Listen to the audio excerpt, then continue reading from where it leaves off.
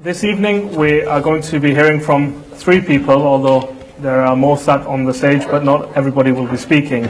And I will shortly introduce our speakers. I'm firstly just going to set out some basic house rules, which I hope that the speakers and our audience will all abide by.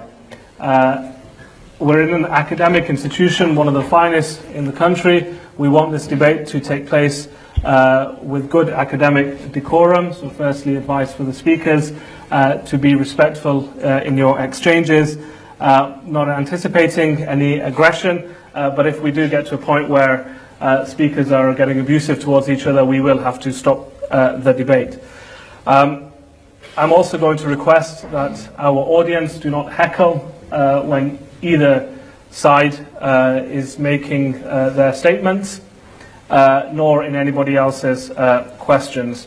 If audience members are heckling or being aggressive or abusive in any way towards each other or towards the speakers, we will unfortunately ask for you to leave. We do have colleagues who are undertaking security duties this evening. We are hoping we won't have to call on them. I know the last debate that we held here, we didn't need to, and I'm sure we won't need their services this evening, but it's good that they're here keeping all of us safe. The format for the debate is very simple. There'll be opening statements from both sides lasting 30 minutes each. Caleb will be starting, and then Sheikh Asrar will follow. There'll then be a 20-minute rebuttal from each speaker. This will then be followed by a further 10-minute rebuttal before we open it up to the floor for questions. So it's quite a lengthy debate. It's going to be an epic, but I hope you bear with us. So our speakers this evening, firstly, Caleb Corneloup. I hope I said that correctly. Just without the P, but that's okay. Corneloup, street preacher, passionate about spreading the word of the gospel, originally from Australia, but living now here in the UK, and made some headlines whilst he was in Australia for his campaign for street preaching of the Bible, and we're happy that you're here this evening. He will be delivering the opening statement, and then after that the further statements will be delivered by Hatun Tash, who's the director of DCCI Ministries, that's Defend Christ, Critique Islam. She studied apologetics at the Oxford Centre for Christian Apologetics in Oxford. For those of you who are unaware, Christian apologetics is a branch of Christian theology that defends Christianity against objections, and she may want to say more about that when she has the time to do so. Sheikh Asrar, as many of you will be aware looking at this audience, needs no introduction. He's a prominent Islamic scholar and theologian. He studied here in the UK as well as abroad in Syria, and he currently resides in his hometown of Birmingham. He takes a keen interest in matters of belief and creed, contemporary geopolitical issues, as well as the classical Islamic understanding of the end of times, and I know that's a particular interest of his in recent times. He's a seasoned debater. He's been here before. Last year, debate with Gayotan, yes, the atheist debate, which was very popular, and I'm sure today's will be as equally popular, and we're looking forward to hearing from him today. I think that sorts all the introductions and the house rules, so without further ado, for the first half an hour, I'm going to ask Caleb to deliver his opening statement on Islam and Christianity, the choice. Well, good evening everybody, and thank you for coming out to this debate. I want to give a special thank you to Azra Rashid for agreeing to debate with me tonight. He was very hospitable. He invited me around his home in Birmingham, took me out for dinner, and so I just want to thank him for that, and thank everyone for coming tonight. In my opening statement, I'm going to begin by giving you a definition of the Trinity. Then I'm going to talk a little bit about the reliability of the New Testament, the Quran and the Hadiths. And then I'm going to begin to discuss Muhammad and his character as a prophet. Now, when I discuss Muhammad, I want you to know that it is not my intention to offend anyone or to insult anyone's beliefs. My intention is just to discuss this in the context of debate. That's the only context that I'm bringing this up in, and I'm expecting strong arguments against me, so I'm going to bring the strongest arguments I can within this short period of time. But with that being said, let me begin with the definition of the Trinity. Now, both Muslims and Christians believe that there is only one God, but we disagree in our concepts of that one God. As a Christian, I believe in the biblical teaching of the Trinity. Now, if you're a Muslim, you're probably wondering how we're going to give an explanation or a definition of the Trinity. So that's why I've decided to start here. We believe that God is one being, but three persons. Now, you might ask, what is the difference between a being and a person? A being is that quality about you that makes you what you are. I am a human being. And everybody here in this room here tonight are human beings. But a person is that quality about you that makes you who you are. So we say that, so for example, I am Caleb Corneloo. I'm a nice, caring, compassionate person. But what I am, that is a human being, is different to who I am, that is Caleb Corneloo. So we say God is one being, but three persons. Now, that is not a contradiction. If I was to say that God was one being but three beings, that would be a contradiction. If I was to say God was one person but three persons, that would be a contradiction. But we say God is one being but three persons. It is a mystery, but it is not a contradiction. Now, Jesus actually mentions this in the book of Matthew, chapter 28, verses 19 and 20. Jesus is speaking to his disciples after his resurrection. And he says this, "Therefore go and make disciples of all nations, baptizing them in the name, singular, of the Father, the Son, and the Holy Spirit." So we see here that Jesus combines the three persons under the one name because he sees all three persons as sharing that one divine name. What do we think about the person of Jesus Christ? We believe that Jesus is the eternal, uncreated Word of God that has existed from all eternity. Yet at a certain point of time, he came to us and took on flesh and dwelt among us.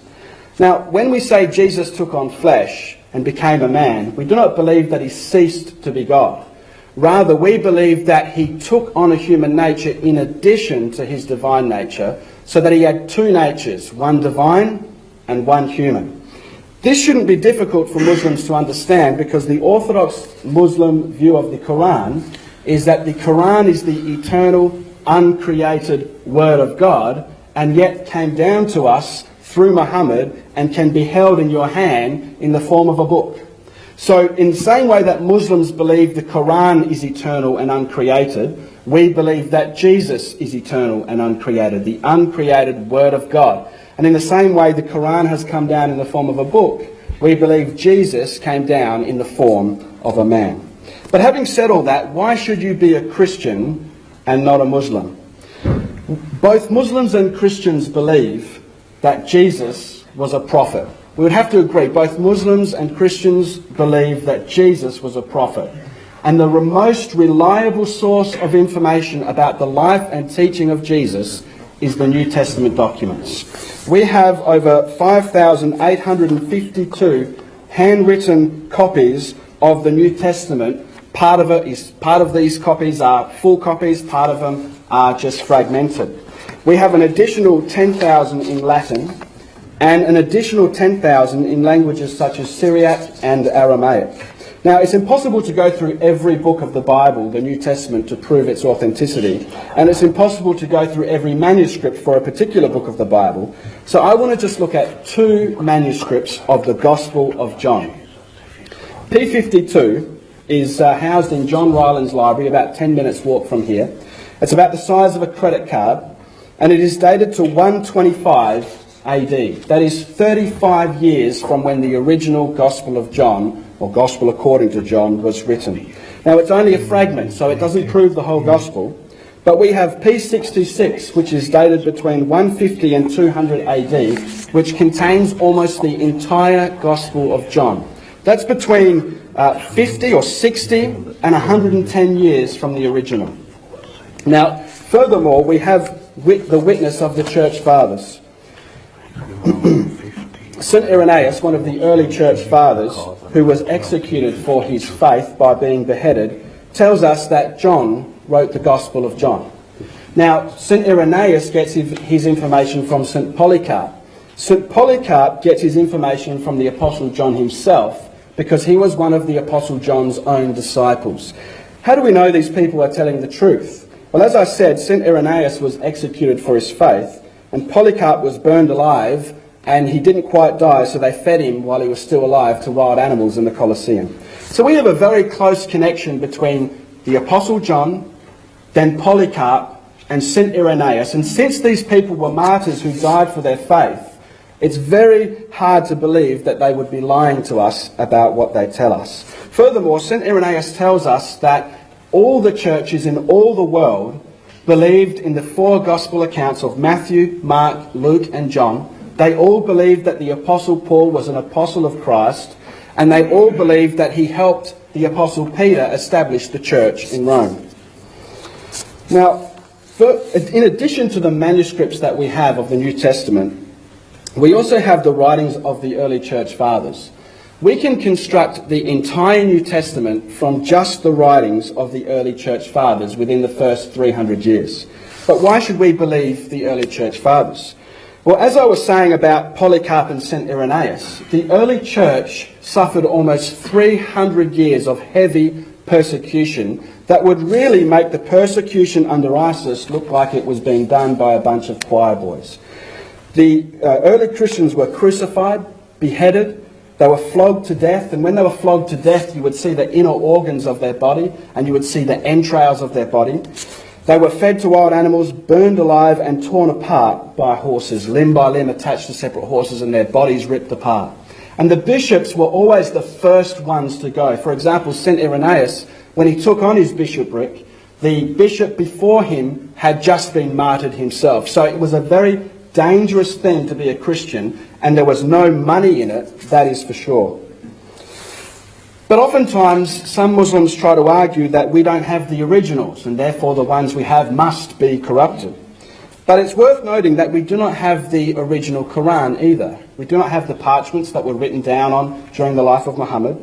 We do not have Abu Bakr's copy at all. We have none of the copies that were done under Uthman. We have no Quranic manuscript at all from the 7th century, which is the century that Muhammad died.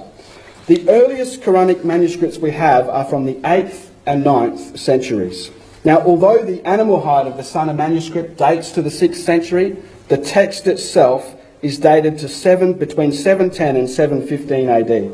That's 78 to 83 years after Muhammad died. And the Sunnah manuscript as well, that is dated to that time, contains only 63 verses out of 6,236 verses of the Quran.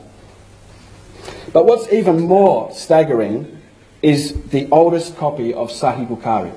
The oldest copy of Sahih Bukhari is dated to 1000 AD, both paleographically and chemically. That's 368 years after Muhammad died. In fact, there is no hadith that dates earlier than 1000 AD. And this hadith, this manuscript of Sahih Bukhari, contains only 3 books: the Book of Taxes, the Book of Fasting, and the Book of Pilgrimage, and only the Book of Taxes is complete. The next manuscript of Sahih Bukhari is dated to 1150 AD. That's over 500 years after Muhammad died. Sometimes Muslims like to bring up the variants, or Bible critics like to bring up the variants within the New Testament. When Imam Bukhari and Imam Muslim and other Imams collected the hadiths, Muslims know that they sorted through hundreds of thousands of hadith stories that were being circulated about Muhammad within 200 years of his lifetime. The number can go up into over 1 million. So if we talk about variants, we've got a big problem when it comes to the hadiths. So I would argue that if you think Sahih Bukhari is reliable, then you should have no problems accepting the reliability of the New Testament. That is the first reason why I think that you should be a Christian. The second reason is that the central message of the Christian faith was prophesied in the Jewish scriptures and remains there even to this day. There is many prophecies that I could look at in the Jewish scriptures, but I want to look at one in particular, and that is in Isaiah chapter 53. And this was written 700 years before Jesus was born, and we have copies of it that date between 150 to 300 years before Jesus was born. So this was written well in advance. So Isaiah 53, and I want to just read you two verses. You can read the chapter in your own time if you like. Verses 4 to 6. This is what it says. Surely he took up our pain and bore our suffering. Yet we considered him punished by God, stricken by him and afflicted. But he was pierced for our transgressions. He was crushed for our iniquities. The punishment that brought us peace, that is peace with God, was on him, and by his wounds we are healed. We all like sheep have gone astray. Each of us have turned to our own way, and the Lord has laid on him the iniquity of us all. The passage goes on to say that he was cut off out of the land of the living and was buried, but God saw the travail of his soul and brought him to life and prolonged his days. This is a very clear prophecy of somebody bearing the sins of the people of Israel, of all of his people, and it says the iniquity of us all, and suffering in their place for their sin, and bringing peace between them and God through his suffering. Jesus, interestingly, applied this prophecy to himself in the Gospel of Luke, chapter 24, verses 46 and onwards. And there's many places in the Gospels I could read you, but let me read you this one. This is again after the resurrection of Jesus. It says this, Then he, referring to Jesus, opened their minds so that they could understand the Scriptures. He told them, This is what is written. The Messiah will suffer and rise from the dead on the third day, and repentance for the forgiveness of sins will be preached in his name to all nations, beginning at Jerusalem. You are witnesses of these things. So here we have Jesus in the gospel applying this kind of prophecy to himself, saying that the Messiah must suffer for sins, just as the gospel says.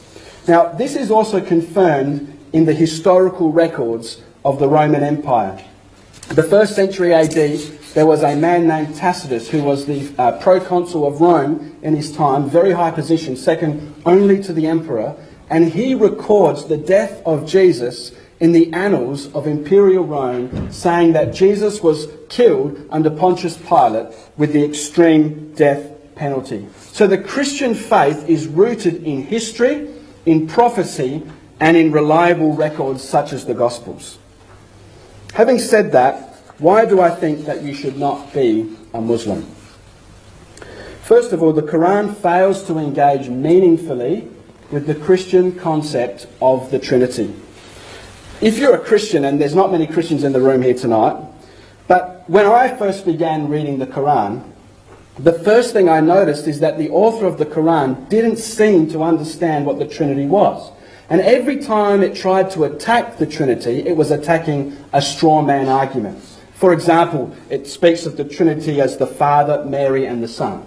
It speaks of the Trinity as three separate gods. You see, so the author of the Quran doesn't seem to understand what the Trinity is. In fact, Muslims today are far better at their attempts to combat the Trinity than what the author of the Quran was when it was written in Muhammad's time.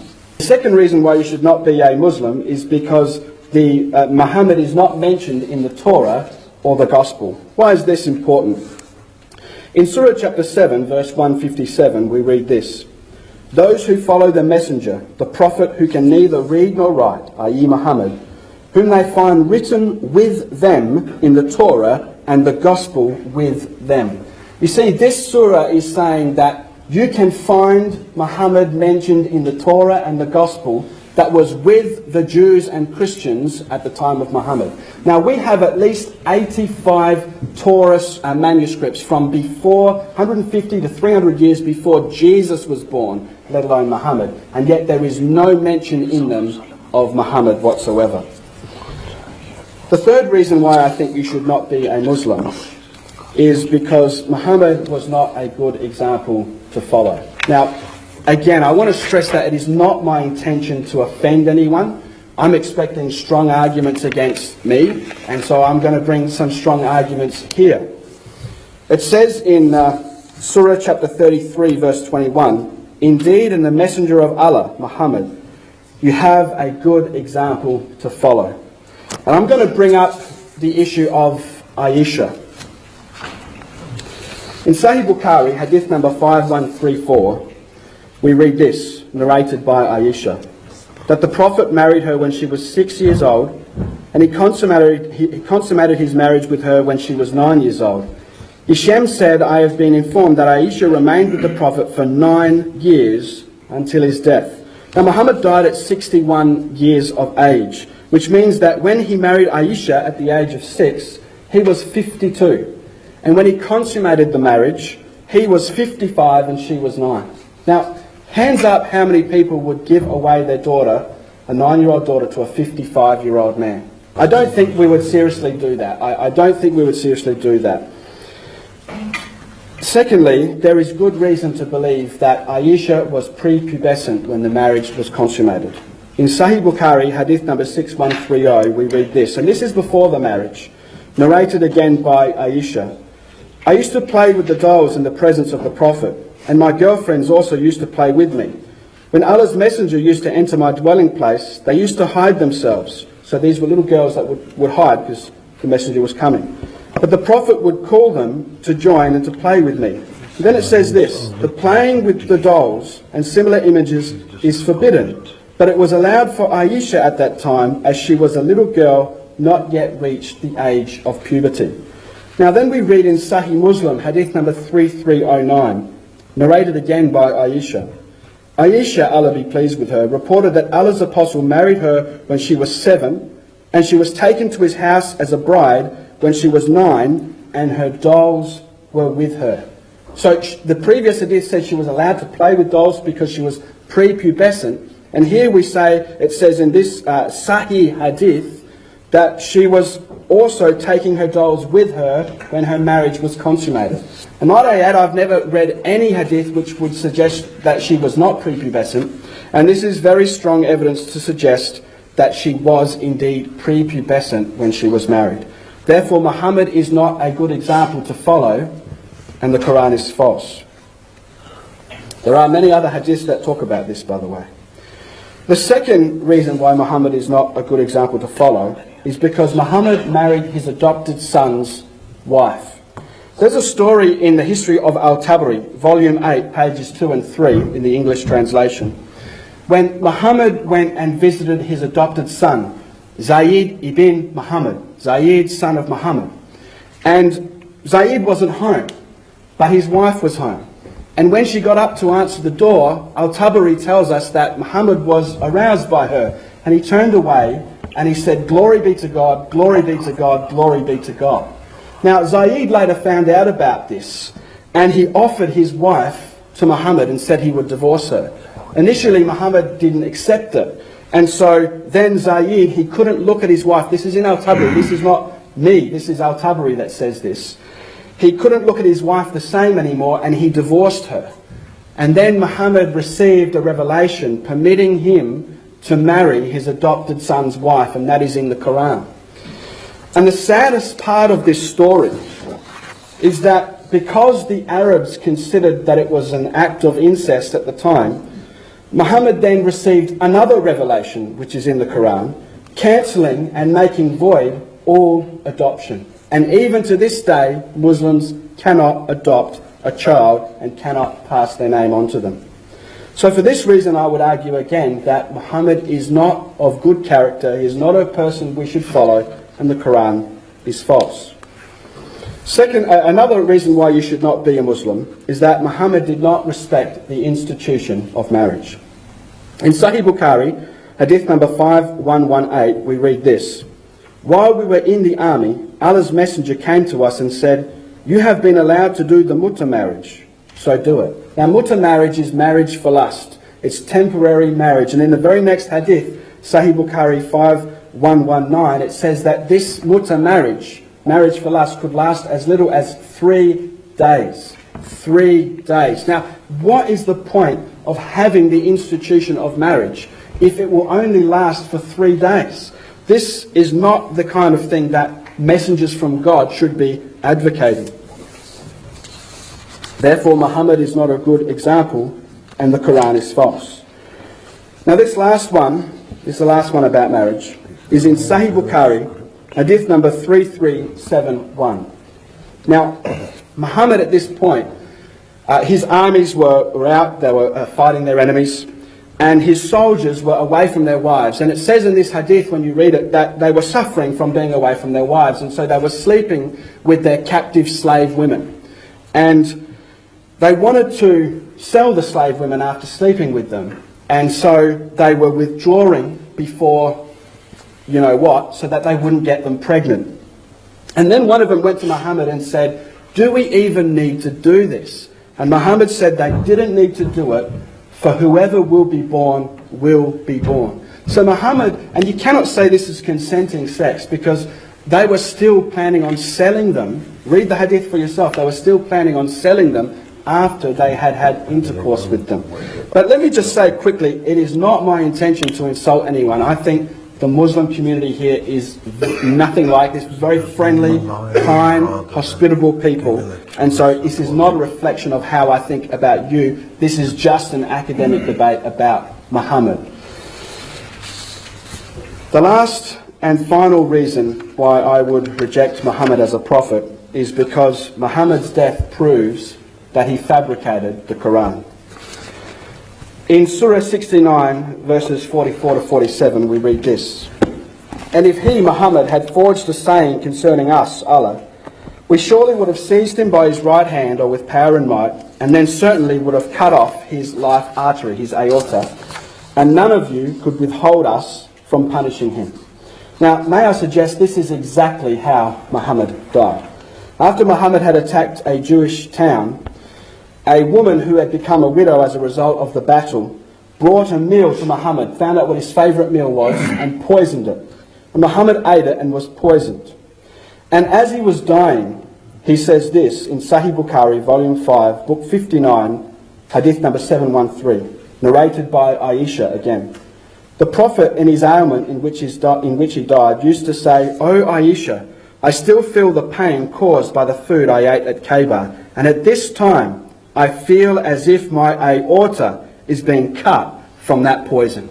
Muhammad died in the exact way he said he would die if he was fabricating the Quran. Now, this wasn't a quick death.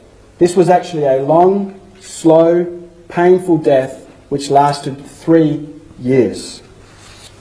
Now, some Muslims try to argue that the meaning of the word aorta in the Quran is that the word originally translated is different to the one in the Hadith. And this is true.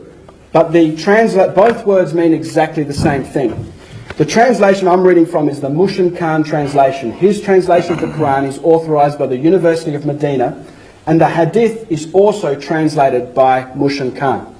Not only that, but Mushin Khan is actually has a degree in medicine and surgery, and he worked for the Ministry of Health in Saudi Arabia. So he knows what the aorta is. The aorta is the vein that pumps blood from the heart to the rest of the body.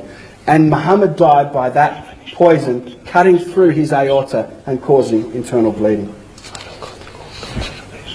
I want to close just by talking a little bit about sin. There is a hadith which I think is very good.